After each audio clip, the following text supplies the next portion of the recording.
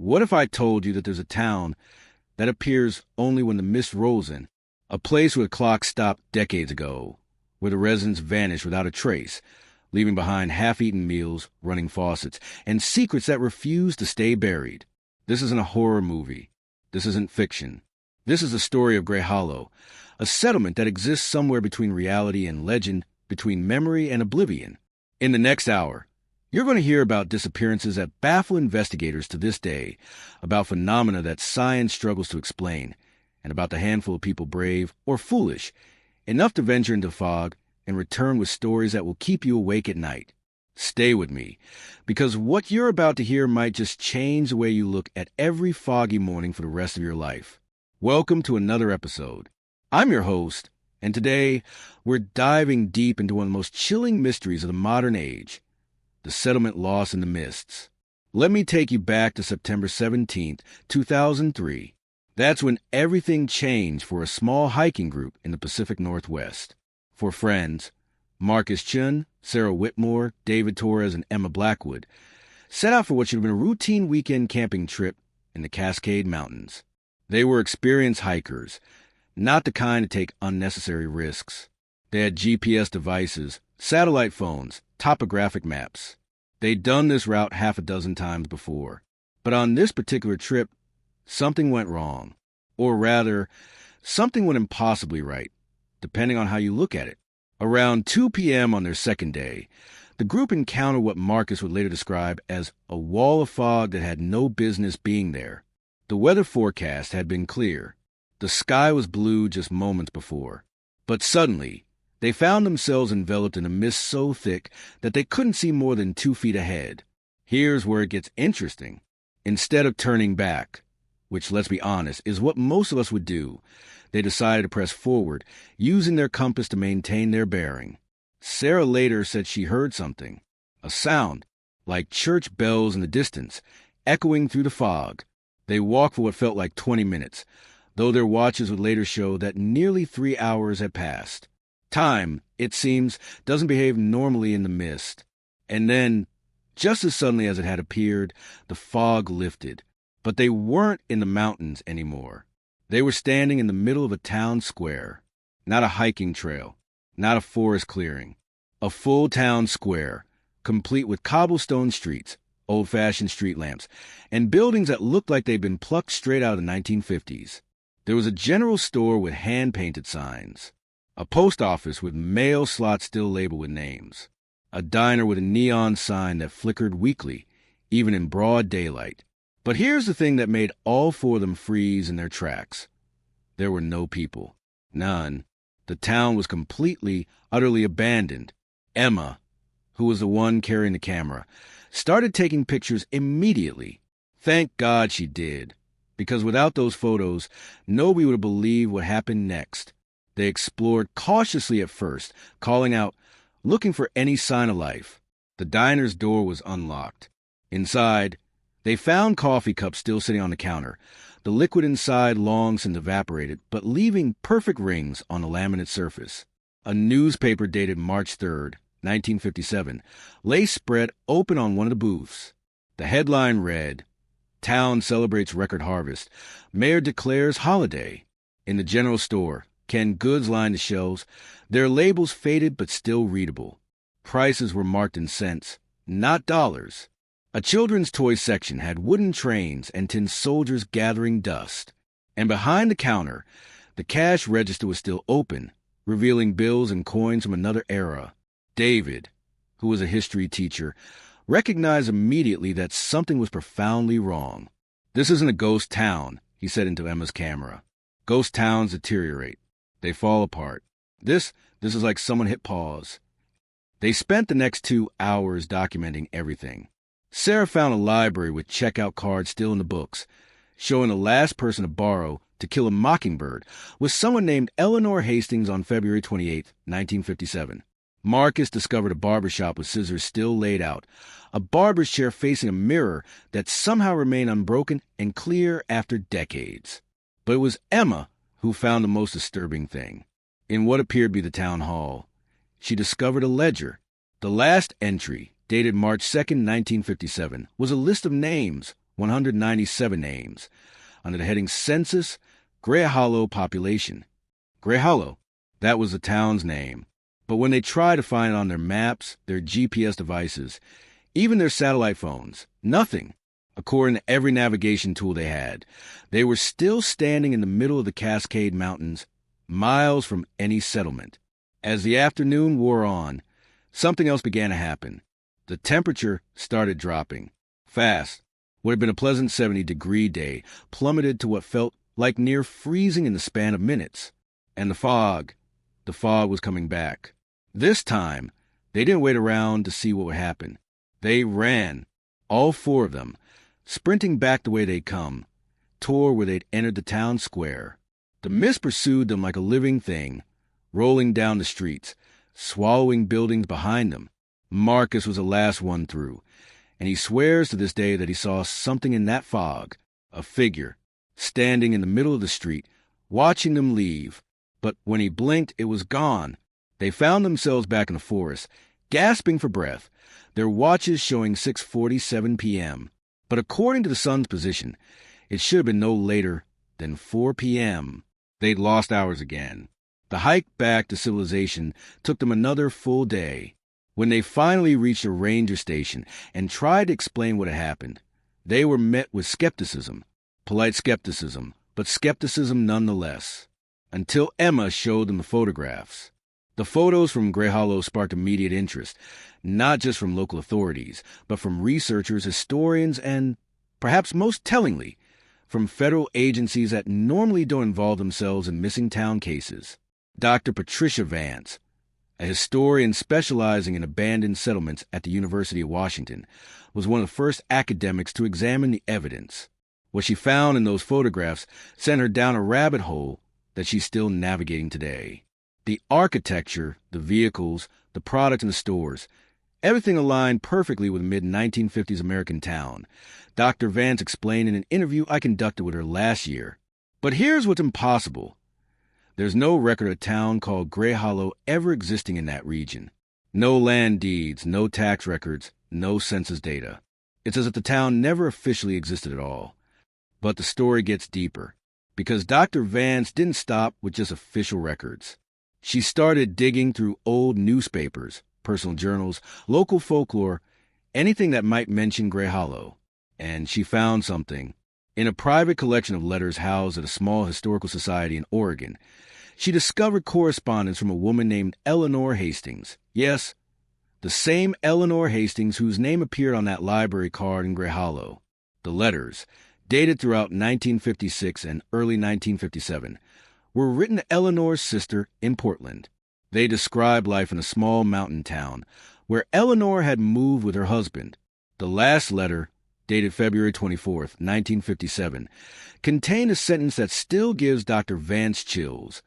The fog has been coming more frequently now. Thomas says it's nothing to worry about, but some of the older residents are talking about moving away. They say the fog takes things. I think they're just being superstitious. There was no letter after that. Following this discovery, other researchers began finding similar breadcrumbs. A journal entry from a traveling salesman in 1957 mentioned trying to find a town called Greyhollow to make a delivery, but being unable to locate it despite having the address. A park ranger's log from March 1957 noted reports of unusual fog patterns and unexplained lights in the area that would eventually become part of the Cascade Mountain wilderness. The federal investigation, and yes, there was one, despite official denials, focused on trying to relocate the town. Multiple expeditions were mounted throughout late 2003 and early 2004. They used the GPS coordinates from the hikers' devices, brought in ground-penetrating radar, employed drones with infrared cameras. They found nothing. No town, no buildings, not even foundations or underground structures. Just virgin forest that, according to dendrochronology studies on the trees, had been undisturbed for at least 100 years. But here's where it gets really strange. During one of these expeditions, in December 2003, a team of 6 researchers encountered the same fog phenomenon that the hikers had described. They were equipped with continuous recording devices, constant GPS tracking, and maintained radio contact with a base camp. For 17 minutes, they lost all signal. Their GPS devices went haywire, showing them simultaneously in multiple locations, some hundreds of miles apart. Their cameras recorded nothing but gray static. And then, just as suddenly, everything returned to normal. They were still in the same forest, but each member of the team reported feeling displaced, as if they'd been somewhere else but couldn't quite remember where. 3 of those 6 researchers refused to ever return to the site. One of them, Dr. James Morrison, told me off the record that during those 17 minutes, he remembers seeing buildings, streets, a town square, but when he tries to recall specific details, his memory becomes fuzzy, like trying to remember a dream after waking up. The official investigation was quietly closed in April 2004, with findings labeled as inconclusive. The area where the hikers claimed to have found Greyhollow was designated as unstable terrain and placed off-limits to casual hikers. If you try to get permits to explore that region today, you'll be denied without explanation. But the story doesn't end there, because people keep encountering the fog, and some of them come back with stories. In 2007, a Bush pilot reported flying over the area during a routine supply run. Weather was clear, visibility unlimited. But as he passed over the restricted zone, his instruments went crazy. His altimeter showed him at ground level despite being at 5,000 feet. His compass spun in circles. And through the cockpit window, for just a moment, he swears he saw buildings below him where the forest should have been. He filed a report, but it was dismissed as instrument malfunction. In 2011, a group of geology students on a permitted research expedition in an adjacent area set up remote cameras to study erosion patterns. One of those cameras, positioned to face a valley, captured something remarkable over the course of 3 months. 5 separate instances where thick fog rolled through the valley, and for the duration of the fog, ranging from 15 minutes to several hours. The forest seemed to change. The images were distorted, unclear, but in each instance, reviewers noted what appeared to be geometric shapes inconsistent with natural formations. The students who retrieved the camera and reviewed the footage initially thought it was a technical glitch, until they noticed that in one of the fog events, their timestamp showed the recording lasting 3 hours, but their backup systems and solar charge logs indicated that period had actually lasted less than 45 minutes. Time, once again, wasn't adding up. Local indigenous communities in the area have their own perspective on Greyhollow. The Lummi Nation, whose ancestral lands include parts of the Cascade region, have stories that go back generations about the place between myths or the stolen village. According to their oral traditions, there are thin places in the world where the boundary between what is and what was grows permeable. Thomas Whitebear, a Lummi elder I spoke with, explained it this way. The white people think of time as a river flowing one direction, but time is more like an ocean. Sometimes, waves crash against each other, overlap, mix together. When the mist comes, you're standing where 2 waves meet. You might see things from a different time. You might even step into a different time, if you're not careful. When I asked him if he believed Greyhollow was real, he smiled and said, "Real is a white people word. Is a dream real? Is a memory real? Greyhollow is as real as it needs to be." Scientific explanations have been proposed, of course. Some researchers suggest that the area might experience unusual atmospheric conditions that create superior mirages, optical illusions caused by temperature inversions that can make distant or non-existent objects appear real. Others point to the possibility of mass hallucination induced by environmental factors like electromagnetic anomalies or even fungal spores that affect perception. But none of these explanations account for the photographs. Physical, verifiable photographs showing a town that shouldn't exist. Dr. Vance had them analyzed by experts in photographic authentication at MIT. Their conclusion? The images were not doctored. They depicted real, physical structures photographed with a real camera in the early 2000s. So we're left with a mystery. A town that appeared in 1957 and may have disappeared just as suddenly. A place that can't be found on maps but that multiple people claim to have visited. A settlement that exists or existed. Somewhere in the folds of reality, visible only when conditions align in just the right way. let's talk about what might actually be happening here. Because as much as I love a good mystery, I also believe in trying to understand the truth, however strange that truth might be. There are several major theories about Greyhollow, each with its own supporting evidence and glaring problems. Let's go through them. This is probably the most popular theory among paranormal researchers. The idea is that Greyhollow exists in a different time period, specifically 1957, and that certain conditions, particularly the presence of fog, create temporary bridges between our present and that past. Time slip experiences have been reported throughout history. There's a famous case of the Moberly Jourdain incident in 1901, where two English women claimed to have walked into Versailles, as it appeared in 1789. There's a Liverpool time slip of 1996, where multiple shoppers in a modern mall claim to have briefly found themselves in a 1950s department store. What makes the Greyhollow case different is the consistency of the reports. Multiple witnesses, spanning multiple years, all describing the same phenomenon. A fog that displaces them temporarily, showing them a specific town from a specific era. Dr. Michael Torres, a theoretical physicist at Stanford, has proposed that what we think of as time might not be as linear as we assume. Think of space-time as a fabric, he explained in a lecture I attended in 2019. Now, what happens when that fabric gets folded? You could theoretically have 2 points in time existing in the same physical space, separated by nothing more than a thin membrane. If something disrupted that membrane, say, specific atmospheric conditions combined with electromagnetic anomalies, you might create a temporary window between those two times. The fog in Greyhollow could be exactly that kind of disruptor, but that doesn't explain where the town's residents went or why the town can't be found in any historical records. This theory takes things a step further. Instead of suggesting that Greyhollow exists in our past, it proposes that Greyhollow exists in a parallel reality, a dimension very similar to ours but with subtle differences. The fog acts as a portal or boundary where these two realities overlap. It sounds like science fiction, but quantum mechanics actually supports the possibility of parallel universes.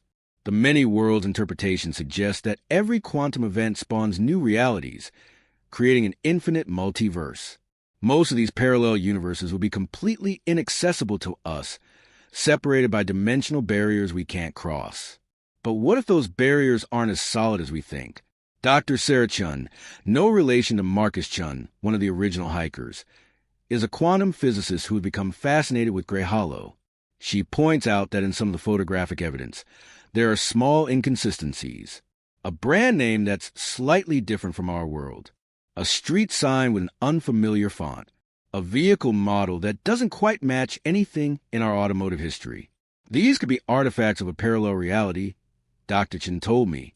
A world that's 98% identical to ours, but diverged at some point. Maybe in that reality, Greyhollow never disappeared. Maybe it's still thriving, and when we see it, we're glimpsing their present, not our past. This theory would explain why there are no historical records of Greyhollow in our world, because it never existed in our world. It exists next door, dimensionally speaking. Now, I know what you're thinking. Here we go with conspiracy theories. But hear me out, because this one actually has some interesting supporting evidence. The 1950s were the height of Cold War paranoia and experimentation. The U.S. government was conducting all kinds of classified research, nuclear testing, psychological operations, electromagnetic weapons. Project MKUltra, the CIA's mind control experiments, were happening during this exact time period. There are declassified documents, which I've obtained through FOIA requests, that confirm the military was conducting atmospheric research in the Pacific Northwest during the 1950s. The specific nature of this research remains redacted, but the documents reference localized field effects and temporal displacement concerns. Could Greyhollow have been a test site for some kind of experimental technology? Technology that went catastrophically wrong, somehow trapping an entire town in a temporal bubble or dimensional fold.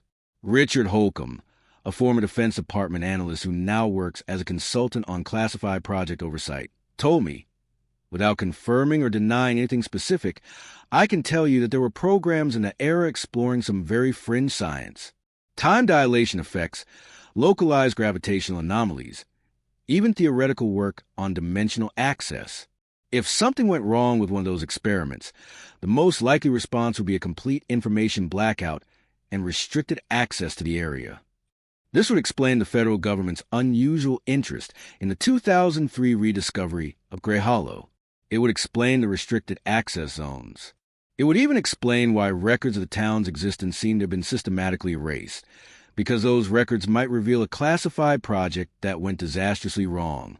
But it doesn't explain the fog or why the phenomenon continues today, decades after any government experiment would have presumably ended. This is the most esoteric theory, but it's one that's gaining traction among certain researchers. The idea is that Greyhollow isn't a place that exists independently. It's a manifestation of collective human consciousness, a thought form made real to the power of belief and memory. Dr. Lisa Yamamoto, a psychologist specializing in shared experiences and mass phenomena, explains it this way. Human consciousness is powerful in ways we're only beginning to understand. When multiple people share a strong belief, an intense memory, or a deep-seated fear, that shared mental energy can potentially create effects in the physical world. According to this theory, Greyhollow was a real town that disappeared in 1957 for reasons unknown. But the trauma of that disappearance, the mystery of what happened, created such a powerful psychic impression that the town began to manifest in our reality as a kind of collective hallucination, except as a hallucination with physical properties, one that could be photographed and measured. The fog, in this interpretation, is a visual representation of the boundary between normal consciousness and this collective manifestation. When you enter the fog, you're entering a space where the rules of consensus reality break down, where thought can become form. It sounds impossible, but Dr. Yamamoto points to other documented cases of collective manifestations. The Fatima apparitions witnessed by 70,000 people in 1917, the numerous instances of stigmata that produce real physical wounds, even a placebo effect which demonstrates that belief can create measurable physical changes.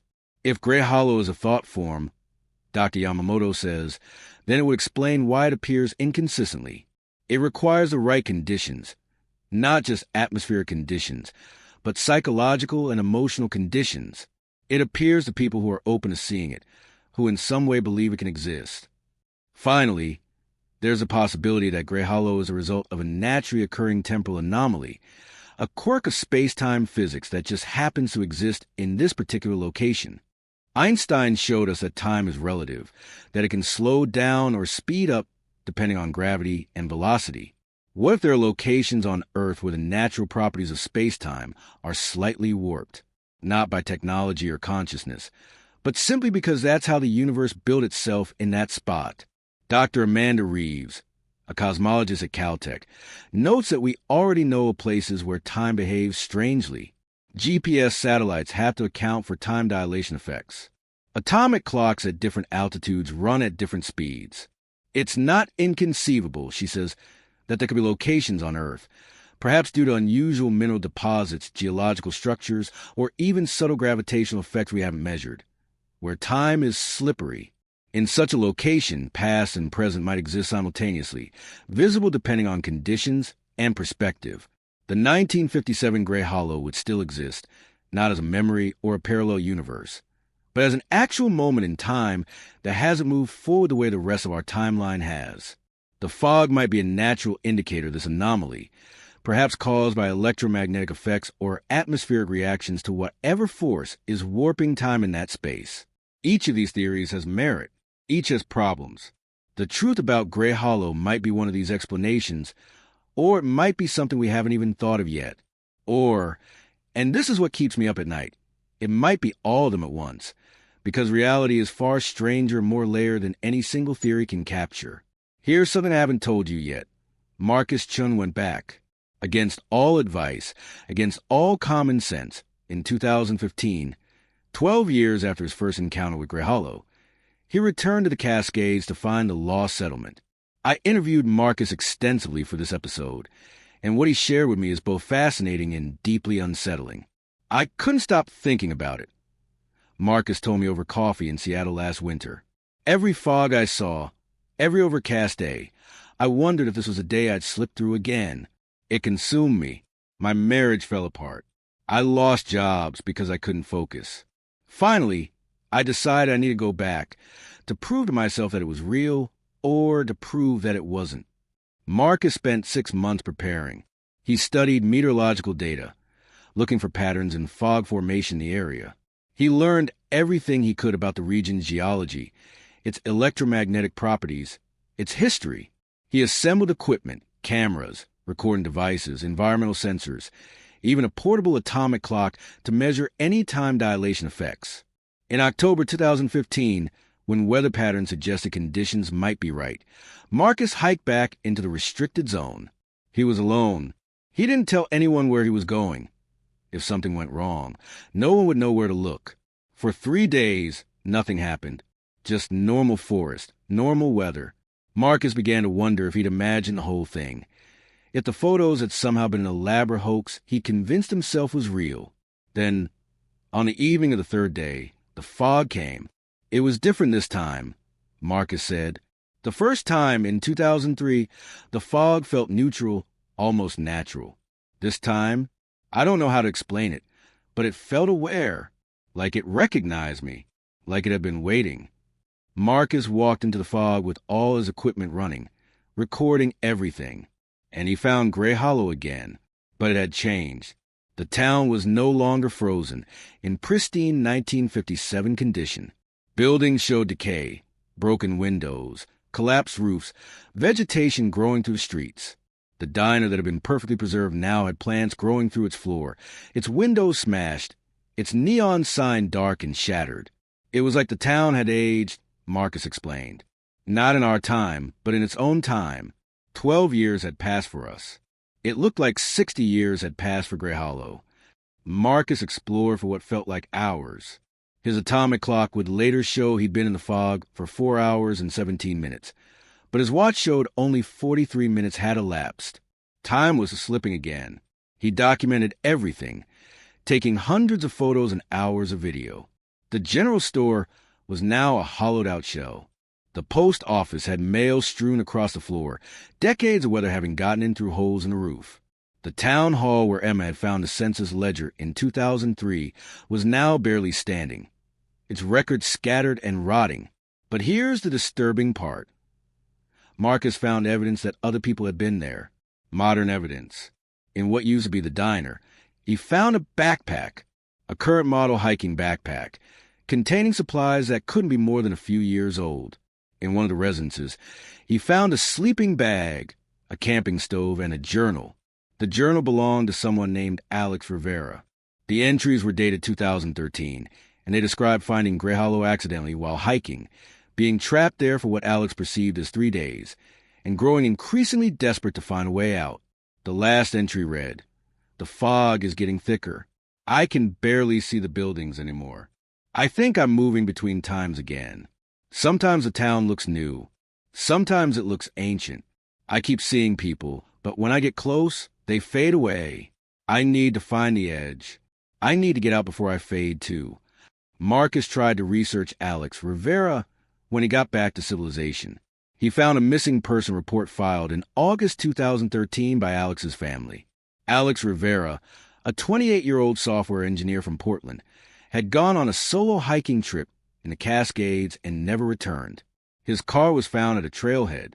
There was a search, but no trace of him was ever discovered, until Marcus found his belongings in Greyhollow, in a town that shouldn't exist.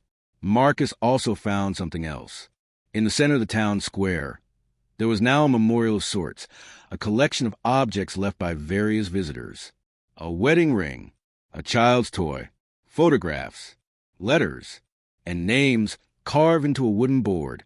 Eleanor Hastings, Thomas Hastings, and nearly 200 other names. The residents of Greyhollow, memorialized by someone who'd visited this impossible place. "I realized something terrible in that moment," Marcus told me, his hands shaking as he remembered. "Greyhollow isn't just a place you can visit. It's a place you can get stuck in. Alex Rivera did. Maybe all those original residents did. Maybe they're still there, trapped in their own time, unable to see us just as we usually can't see them." Marcus documented everything he found, then began looking for a way out. But the town had expanded since his first visit, or maybe it had always been larger, and he just hadn't explored far enough before. He walked for what felt like hours, trying to find the edge of Greyhollow, the place where the fog ended and the forest began. He found himself getting turned around, walking in circles. Buildings he'd passed before appeared again. Street signs seemed to move. Panic set in.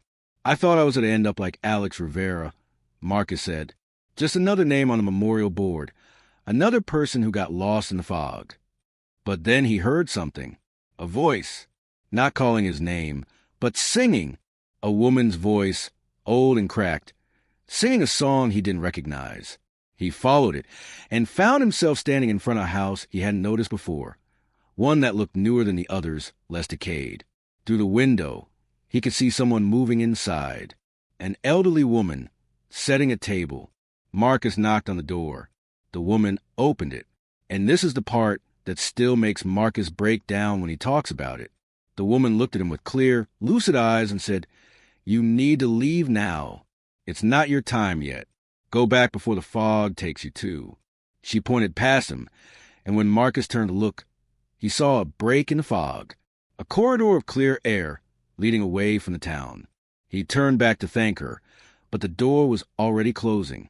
Through the window, he watched as the woman faded, becoming translucent, then invisible. The house itself seemed to shimmer and age before his eyes, going from well-maintained to decrepit in seconds. Marcus ran. He ran through that corridor in the fog until his lungs burned, until his legs gave out, until he collapsed in the real forest, back in our time, our world. He made it out, but the experience changed him fundamentally. "I know what people think," Marcus said. "They think I'm crazy, that I made it all up, but I have the evidence. I have the video, the photos, Alex Rivera's journal. I know what I saw, and I know that there are people trapped there, maybe hundreds of people over the decades, caught in whatever Greyhollow is." Marcus has become an advocate for researching the phenomenon, despite the ridicule he faces. He's compiled reports from others who claim to have encountered Greyhollow or similar time-slip locations around the world. He estimates that at least 30 people have deliberately tried to find Greyhollow since 2003, and 5 of them have never returned. The authorities won't investigate. They maintain that the restricted area is closed due to unstable terrain and environmental concerns. Nothing more. Missing hikers in that region are attributed to accidents, animal attacks, or simply getting lost in the vast wilderness. But Marcus isn't the only one who's returned with evidence. In 2018, a filmmaker named Rebecca Martinez attempted to create a documentary about Greyhollow. She hired a guide who claimed to know the area where the town appeared and set out with a full camera crew. What they captured on film was fragmented and unclear. The fog seems to interfere with electronic equipment. But there are sequences that show buildings that weren't there moments before, streets that appear out of nothing, and in one particularly chilling moment, what appears to be a person standing in the mist, watching them. The documentary was never finished. Rebecca Martinez said the experience was too disturbing, that she couldn't in good conscience encourage others to seek out Greyhollow after what she witnessed. But she did release some of the footage online, and it's been analyzed extensively by researchers. Frame-by-frame analysis shows that the figure in the mist appears to be wearing 1950s-era clothing. Attempt to enhance the image have been unsuccessful, but some viewers claim to see other figures in the background, an entire crowd of people standing silently in the fog, watching the living world move on without them. I need to be very clear about something. After all my research, after all my interviews, I believe that Greyhollow is real. I believe that there is a place in the Cascade Mountains where the boundaries of time and space break down, where the past and present coexist, where people can slip through the cracks in reality and find themselves somewhere, someone they shouldn't be. But I also believe that seeking it out is incredibly dangerous. Dr. Patricia Vance, the historian who's been studying Greyhollow for nearly 2 decades, put it best. This isn't a tourist attraction. This isn't an adventure. Greyhollow is a phenomenon we don't understand, operating by rules we can't predict. Every person who's gone looking for it and come back has been changed by the experience, often traumatized, and some people don't come back at all. Since the original discovery in 2003, at least 8 people have gone missing in the general area where Greyhollow is believed to appear. Not all of them were specifically looking for the lost settlement, but their disappearances follow a pattern. They entered the area during foggy conditions, and they simply vanished. No bodies, no trace, no closure for their families. Alex Rivera is one. There's also Jennifer Wu, a paranormal researcher who disappeared in 2009. Michael Thornton, a journalist working on a story about time slips, vanished in 2012. The list goes on. Are they trapped in Greyhollow? Are they lost in time? Are they wandering through fog in some other dimension, trying to find their way back to a world that's moved on without them? We don't know, and that's what makes this so terrifying. Thomas Whitebear, the Lummi elder I mentioned earlier, told me something that stayed with me ever since. When you go looking for places that don't want to be found, you risk becoming lost yourself. Not just lost in space, but lost in time, lost in the layers of what is and what was. The mist is a doorway, but not all doorways lead somewhere you want to go. And not all doorways let you come back through. I've spent months researching this story, and I've been contacted by dozens of people who claim to have had their own experiences with Greyhollow or similar phenomena. Some of them are clearly fabrications, attention seekers, or confused hikers misremembering ordinary experiences. But some of them ring true. A woman named Catherine Wells contacted me last year. She'd been hiking in the Cascades in 2016 with her husband. They encountered fog, got separated for what she thought was 10 minutes. When she found him again, he was acting strangely, distant, confused, like he didn't quite recognize her. Over the following weeks, he became convinced that he was living in the wrong time, that he'd left something important behind in the town in the fog. He began having vivid dreams about streets he'd never walked, people he'd never met, a life he'd never lived. He disappeared 6 months later, leaving a note that said only, "I have to go back. I don't belong here anymore." Catherine hired private investigators, contacted police, searched the area herself. No trace of him was ever found. She believes he went back to Greyhollow, that somehow, in those 10 minutes they were separated, he'd slipped through to the settlement, and what came back to her was incomplete. A man caught between two times, unable to fully exist in either. Stories like Catherine's are more common than you might think. Dr. Michael Torres, the theoretical physicist, has compiled reports from around the world of people experiencing what he calls temporal displacement syndrome, a psychological condition where individuals become convinced they're living in the wrong time period, often after experiencing unexplained fog or mist. The question is, Dr. Torres says, is this a psychological disorder triggered by unusual experiences, or is it evidence that these people actually have touched another time and been fundamentally changed by it? We don't have enough data to say definitively. What we do know is that the Greyhollow phenomenon continues. As recently as 6 months ago, a pair of birdwatchers reported encountering unusual fog in the area and briefly seeing structures through it before the mist cleared. They didn't venture closer. They'd heard the stories, but they filed a report with the Park Service that was quietly dismissed. The area remains officially restricted, though enforcement is sporadic. There are no fences, no guards, just signs warning of unstable terrain. But locals know the real reason. They know about Greyhollow, even if they don't talk about it much. It's become part of the region's folklore, a modern ghost story that happens to be true. I spoke with a park ranger who works in the area. She asked not to be named, and she told me something chilling. We do regular patrols, but there's a section we avoid when conditions are right. When the fog rolls in thick and fast, when the air feels heavy with something we can't name. On those days, we've learned to stay away. Because on those days, sometimes you see things. Buildings that aren't there. Roads that don't exist.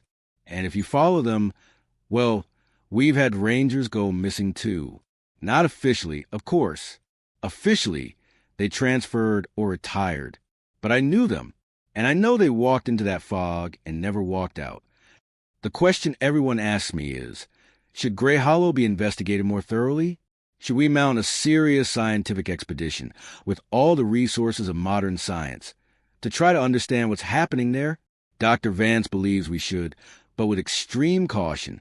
This is potentially the most important scientific discovery of our lifetime, she argues. Proof of time anomalies, dimensional boundaries, or whatever Greyhollow actually represents could revolutionize our understanding of physics, of reality itself. But we need to approach it carefully, with respect for its dangers and with the understanding that we might be dealing with forces beyond our current comprehension. Others disagree. Dr. Lisa Yamamoto, the psychologist, thinks that increased attention might make things worse. If Greyhollow is indeed a manifestation of collective consciousness, then studying it, publicizing it, bringing more people to seek it out, that could strengthen it, feed it, make it more permanent, more dangerous. We might be better off letting it fade back into legend. And then there are people like Richard Holcomb, the former Defense Department analyst, who believe the government should quarantine the area completely, prevent anyone from accessing it, and classify all information about it. If this is a breach in space-time, he told me, then it's a potential threat to national, hell, to global security. What happens if it expands? What if more places like Greyhollow start appearing? What if someone figures out how to weaponize it? I don't have answers to these questions. I'm just a researcher, a storyteller, someone trying to make sense of something that might not have any sense to make. But I'll tell you what I believe. I believe that there are mysteries in our world that we're not meant to solve. Not yet, maybe not ever. I believe that Greyhollow is a reminder that reality is far more complex and strange than our everyday experience suggests. And I believe that the people who disappeared into that fog, who got caught in the spaces between moments, deserve to be remembered. Eleanor Hastings, Thomas Hastings, the 197 residents of Greyhollow whose names appeared in that census ledger. Alex Rivera, Jennifer Wu, Michael Thornton, Catherine's husband, whose name she asked me not to share. All the others whose names we don't know, who stepped into the mist and never came back. They're not just statistics. They're not just cautionary tales. There are people who touched something incomprehensible and paid a price we can barely imagine. So what is Greyhollow? After all this research, all these interviews, all this evidence, what's the answer? Maybe it's all the theories at once. Maybe it's none of them. Maybe it's something so far outside our current understanding that we don't even have a language to describe it yet. What I can tell you with certainty is this.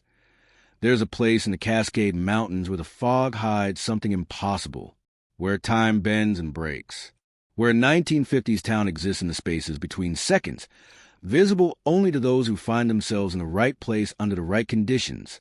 Whether you believe it a time slip, a parallel dimension, a government experiment gone wrong, a collective manifestation of consciousness, or a natural anomaly in space-time, the evidence suggests that something is there, something real, something dangerous, and it's still there today, waiting in the mist, frozen and decaying simultaneously, populated by ghosts or temporal echoes, or people trapped between moments. Marcus Chin told me something in our last conversation that I think sums it up perfectly. People ask me if I regret finding Greyhollow, and the truth is, I don't think I found it. I think it found me. I think it finds all of us who end up there. And once it's found you, once you've seen it, you're connected to it forever. Part of you stays there, in the fog, in that impossible town. You can leave physically, but you never really leave. Not entirely. The case of Greyhollow remains officially unsolved, officially unexplained, officially ignored by the authorities who prefer it remain forgotten. But it won't be forgotten. As long as there are people who've seen it, who've touched it, who've lost someone to it, Greyhollow will continue to exist, in our world and perhaps in others. In our time and in times that no longer are, the fog still rolls through those mountains. And on the right day, under the right conditions, if you're very unlucky or perhaps very fortunate, depending on your perspective, you might see something through the mist.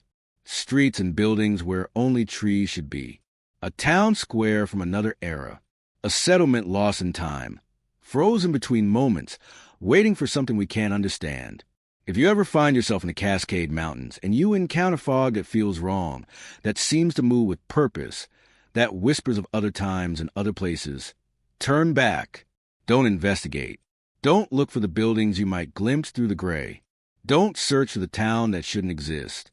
Because once you step into Greyhollow, there's no guarantee you'll find your way back out. That's the story of the settlement lost in the mists. The story of Greyhollow. The story of mystery that continues to this day. somewhere in the fog-wrapped mountains of the Pacific Northwest. I want to thank all the researchers, witnesses, and families who shared their experiences and expertise with me for this episode.